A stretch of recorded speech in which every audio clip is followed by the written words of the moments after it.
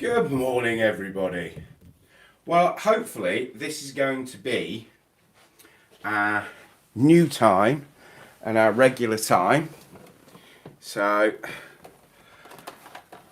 I can't see anything on the screen yet. Yeah, today I thought we'd talk about low cost airlines, and I'll cut straight to the chase.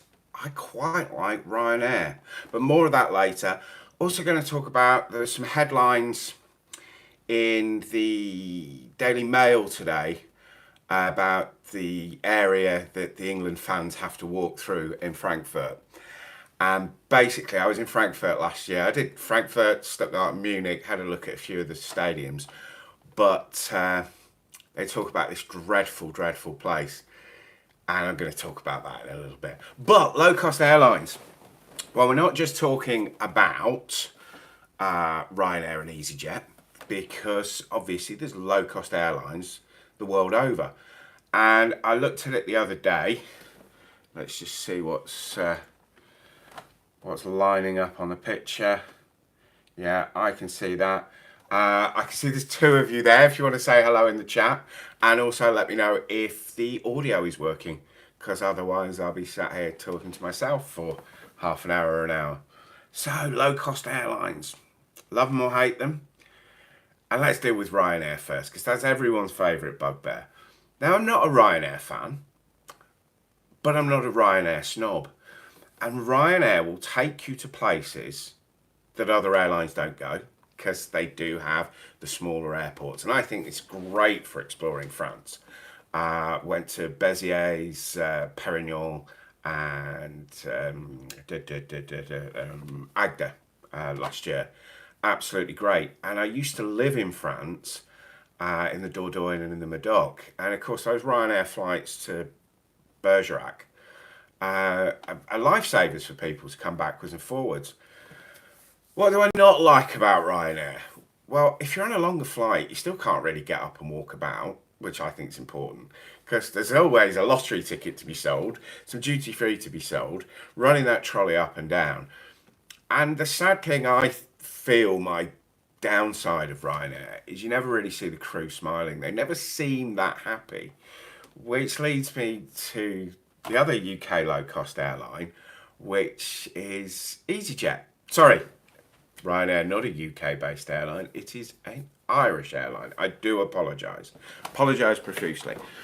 Is EasyJet. Now, I like EasyJet. I've had some great flights with EasyJet, and I think it's that contrast. The crew seem to smile. You're still going to get done with hidden charges. You're still going to have baggage issues.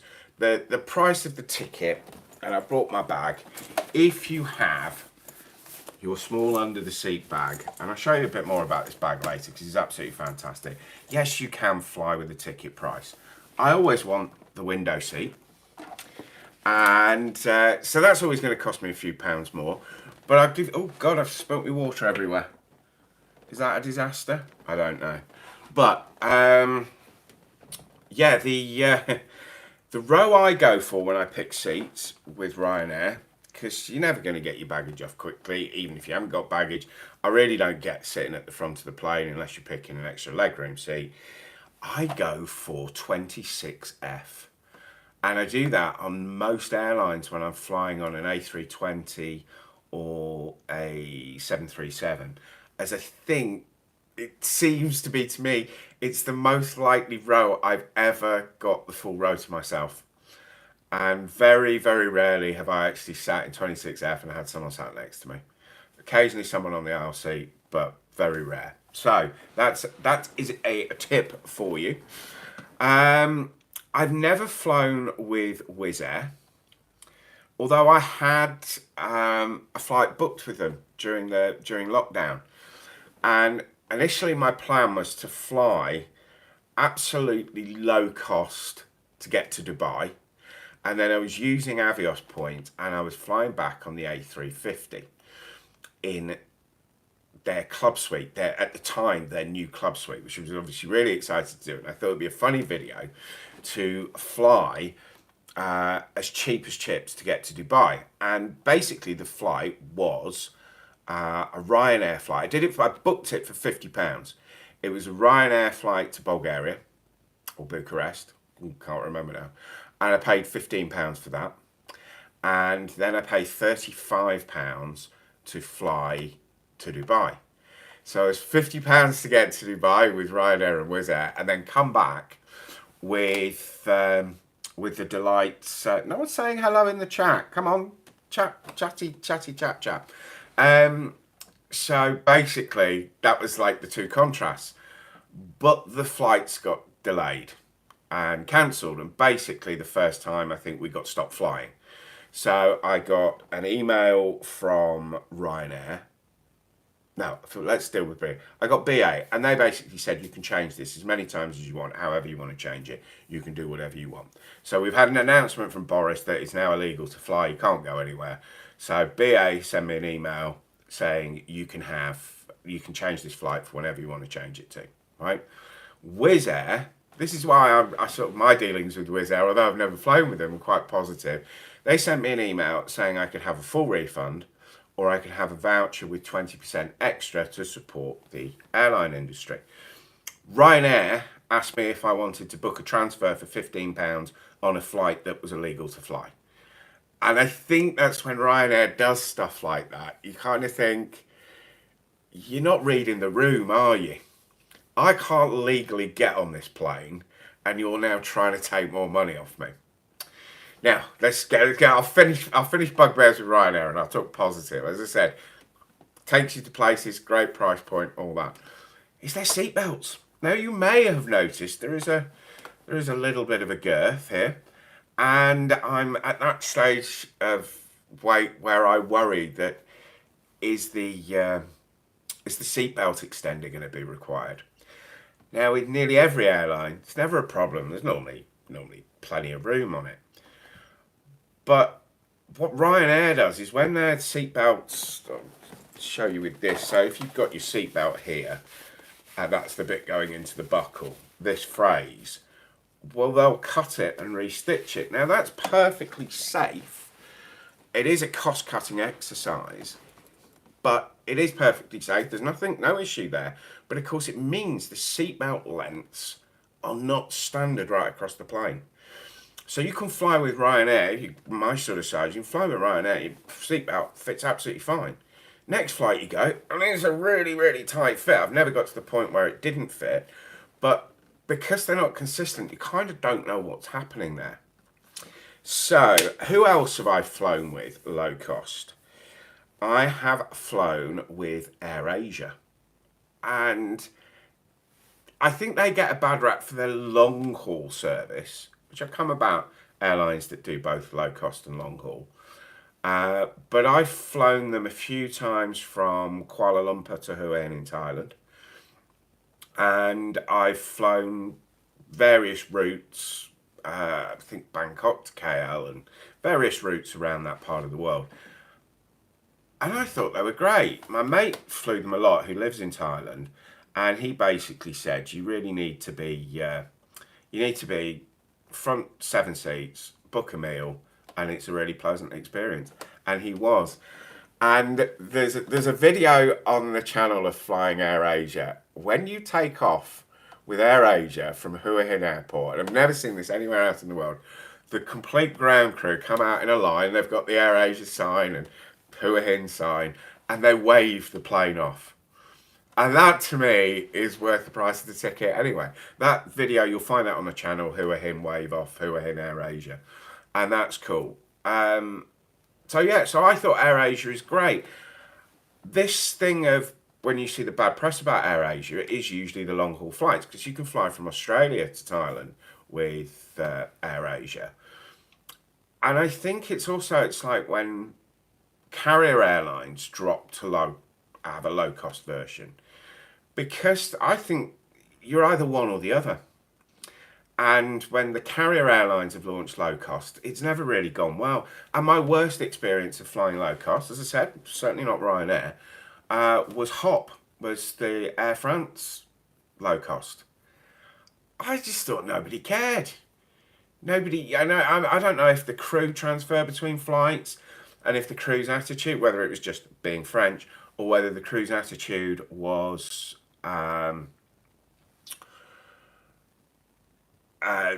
that they're not on the proper aeroplane or it's not proper crew. I would presume they're either employed as HOP employees or Air France employees, but it just did feel that, nobody cared.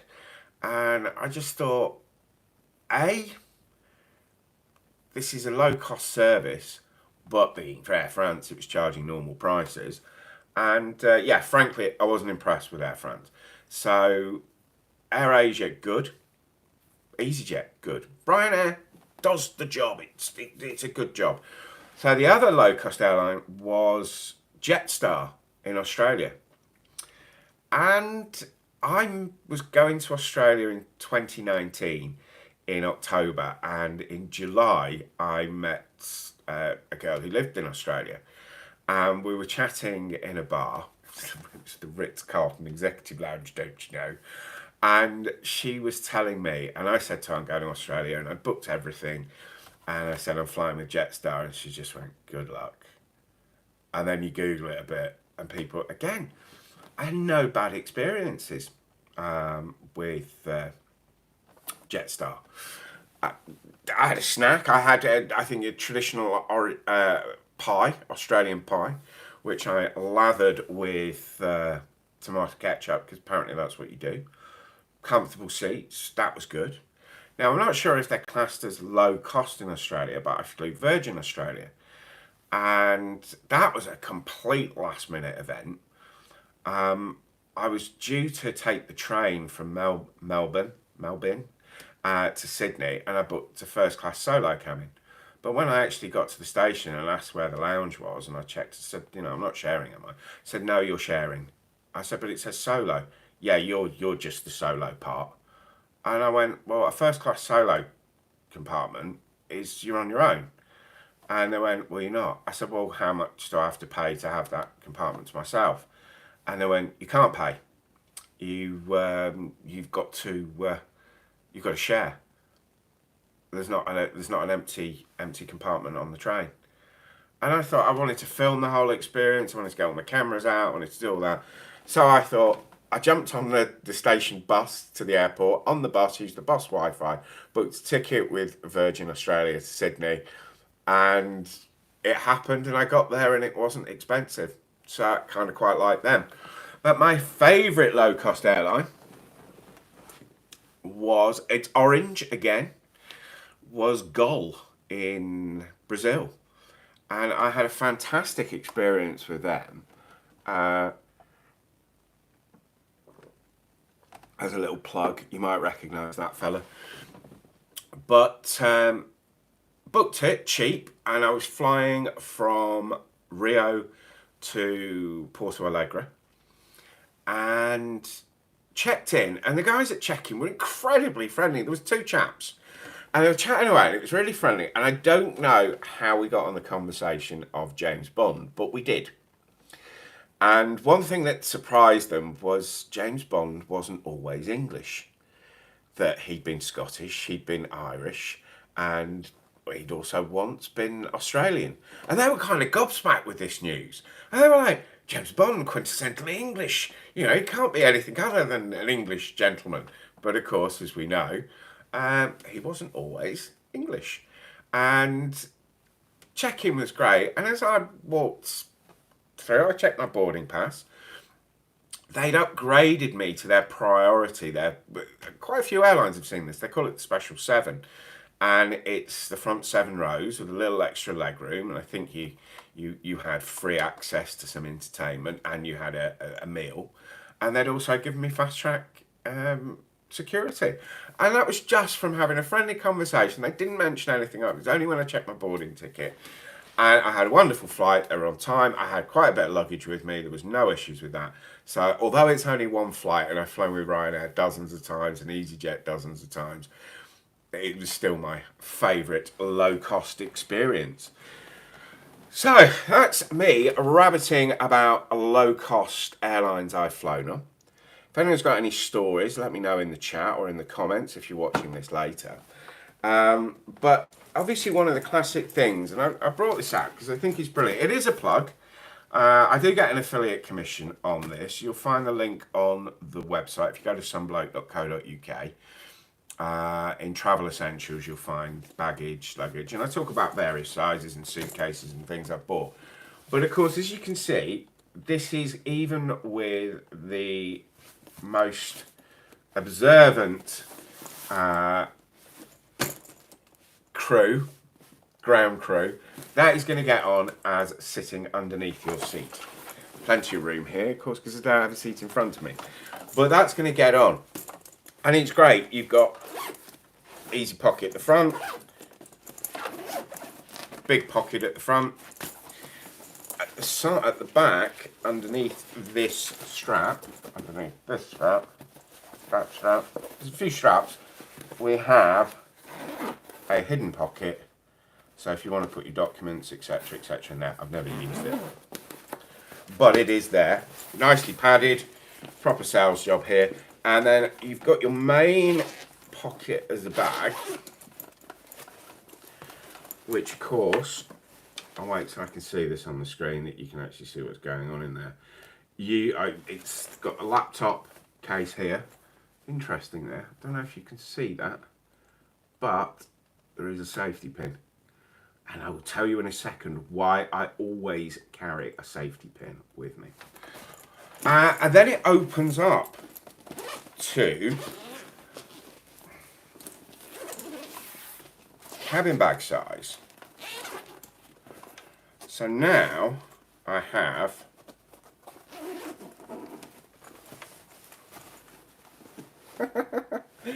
can't show you too much in there. I've got a pair of socks in there. They're compression socks.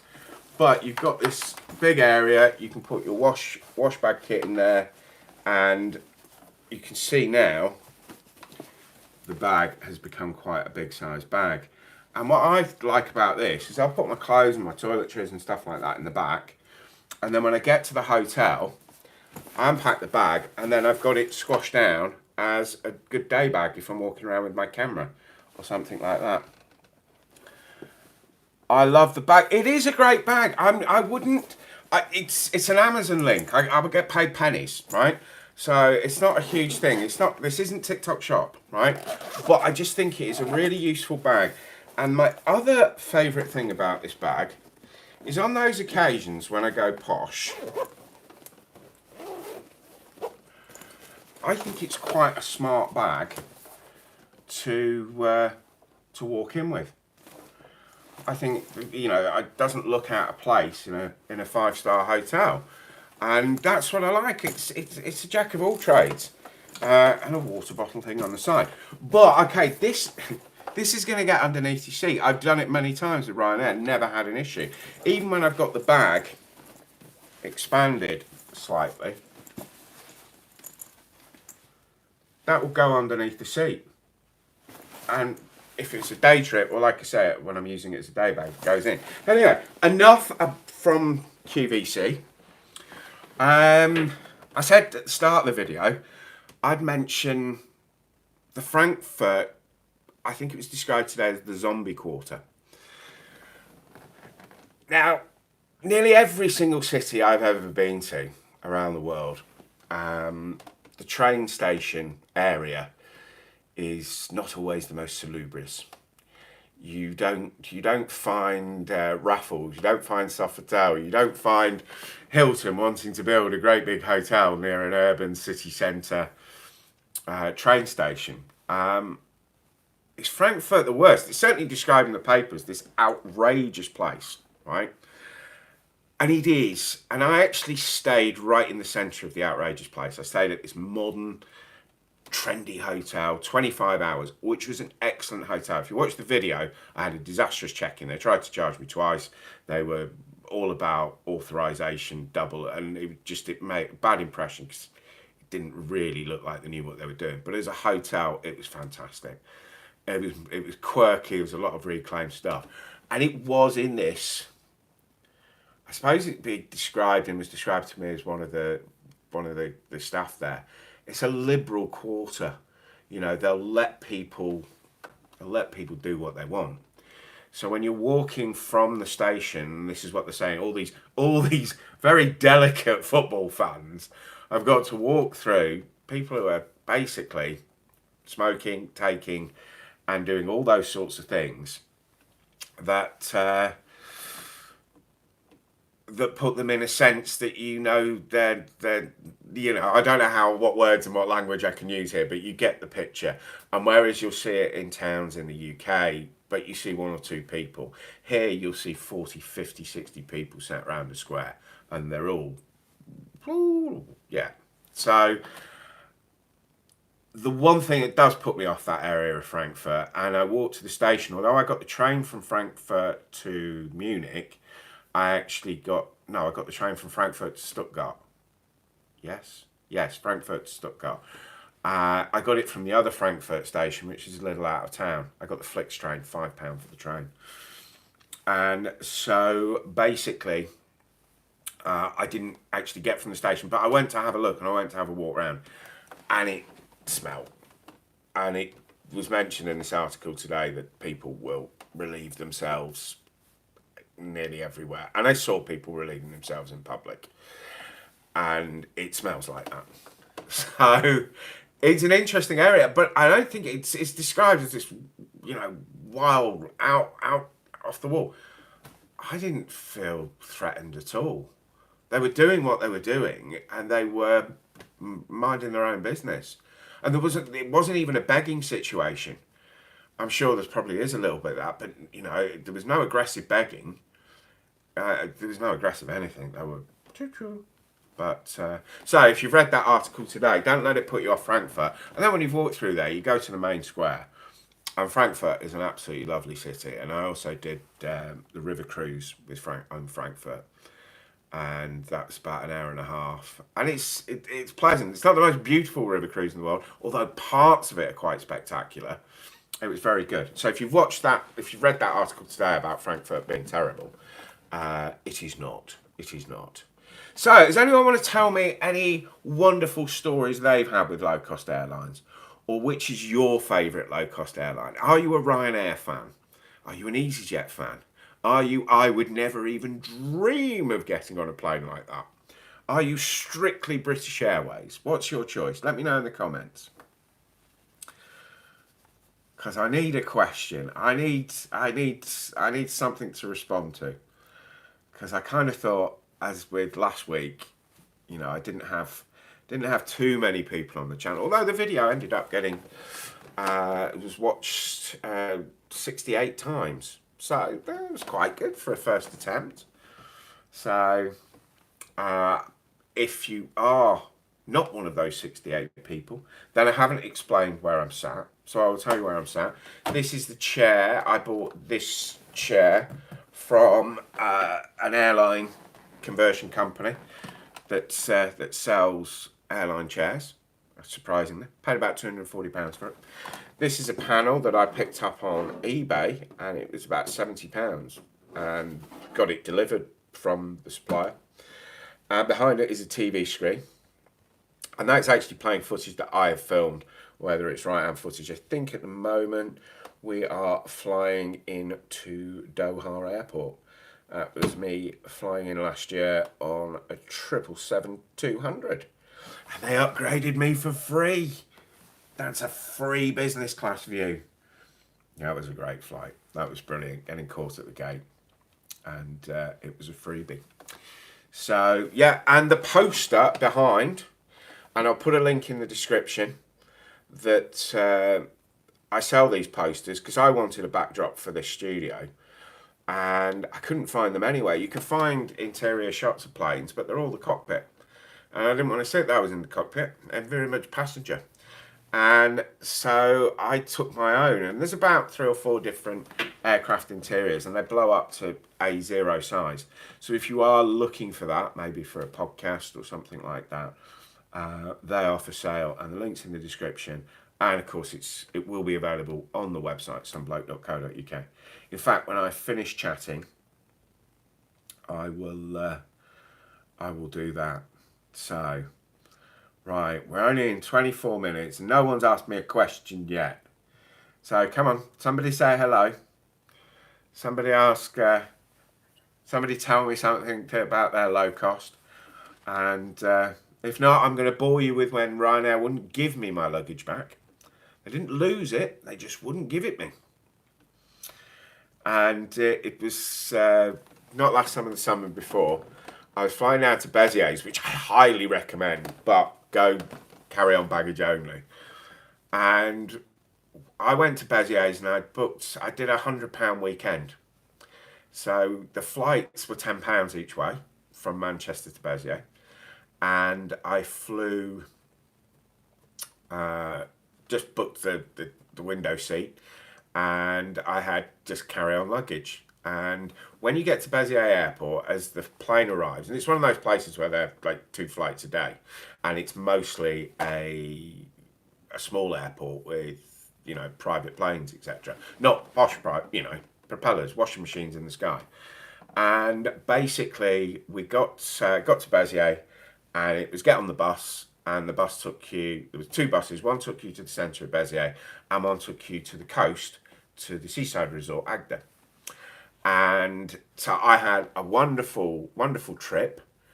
A couple of days in Béziers, which is great. The cathedral, the locks, sitting in a classic French restaurant with a €15 de jour menu. Thoroughly enjoyed Béziers. And if your local airport flies to Béziers, I highly, highly recommend it.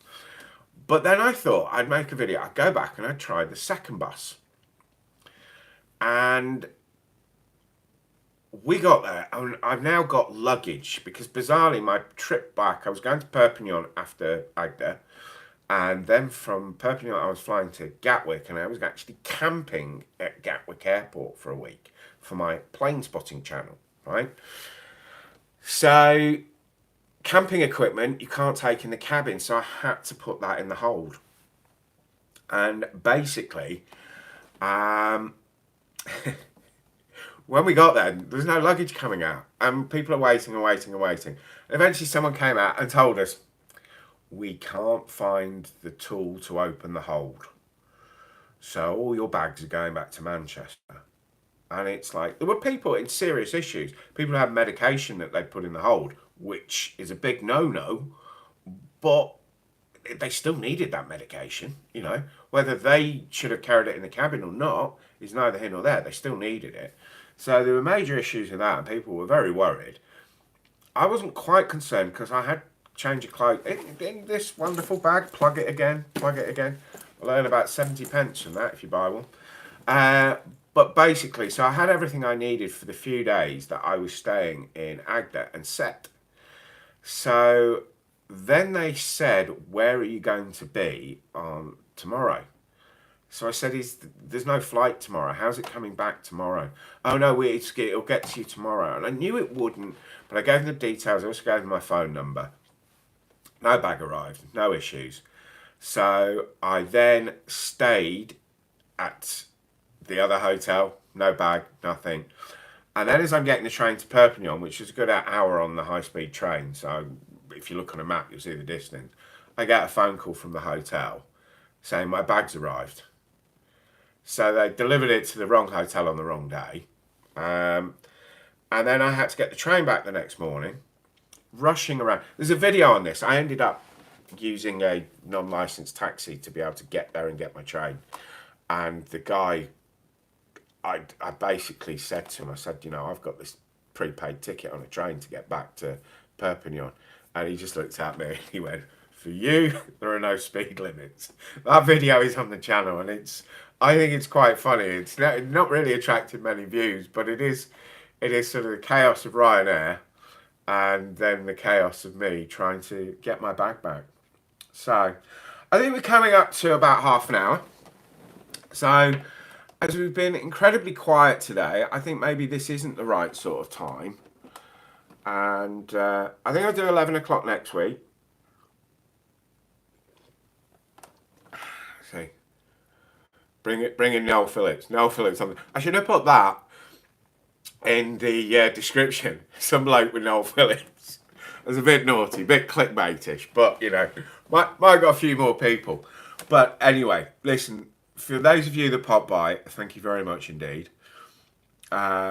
if anyone wants to ask anything, now is the time, as I'm going to call a day on this. But I will be back next week. I will keep going through with this, but I might change the time. Now, I thought this 11 o'clock in the morning on a Thursday morning would be a nice coffee time. There's various days I don't want to do a live on because of other commitments, and also other people have lives on that I don't want to clash with their live. Just out of good manners. I don't think I'm going to particularly take their business away from them, but just good manners. So basically, is this the right time? Should I do it in the evening? Would it be better? I think what I might do is I might do an evening chat tomorrow. Done low cost airlines today, so yeah, I might do a Saturday morning chat and I play around with other times. But if you are watching this now, or if you watch this as a streaming, as a catch up. But if you are watching this, let me know the right time that I should be doing this. I was thinking, travel coffee morning chat was a good time, but it's been an awful lot quieter today than last week. So who knows? I might come back on this afternoon. and I'll find something else to talk about. But for now, I'm going to say thank you very much for popping by. Don't forget, there's loads of stuff on the website, somebloke.co.uk. And I will see you when I see you. I will definitely be back next Thursday, but I might be back in between different hours and try and work out when's the best time to do this. So, anyway, cheers, guys. Take care. Bye for now.